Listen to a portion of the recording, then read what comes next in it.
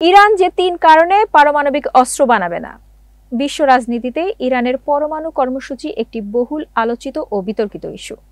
পশ্চিমা শক্তিগুলো, বিশেষ করে যুক্তরাষ্ট্র ও ইসরায়েল, বহু বছর ধরে অভিযোগ করে আসছে ইরান নাকি গোপনে পারমাণবিক অস্ত্র তৈরি করতে চাইছে। কিন্তু আন্তর্জাতিক পরমাণু শক্তি সংস্থা বা যুক্তরাষ্ট্রের নিজস্ব গোয়েন্দা সংস্থাগুলো আজ পর্যন্ত এমন কোনো প্রমাণ দেখাতে পারেনি যা এই দাবিকে প্রতিষ্ঠিত করে। অন্যদিকে ইরান শুরু থেকে বলে আসছে যে তাদের পরমাণু কর্মসূচি সম্পূর্ণরূপে শান্তিপূর্ণ ও বেসামরিক উদ্দেশ্যে পরিচালিত।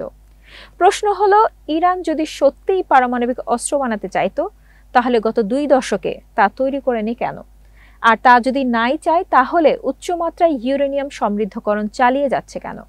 এই প্রশ্নগুলোর উত্তর পেতে ইরানের ধর্মীয় অবস্থান, কৌশলগত চিন্তা, রাজনৈতিক বাস্তবতা এবং আন্তর্জাতিক রাজনীতির দ্বিচারিতা একত্রে বিশ্লেষণ করতে হবে। এতক্ষণ বার্তা বৈঠকের সাথে থাকার জন্য ধন্যবাদ। নতুন নতুন তথ্য ও সংবাদ পেতে বার্তা বৈঠকের ফেসবুক পেজ ও ইউটিউব চ্যানেলের সাথেই থাকুন।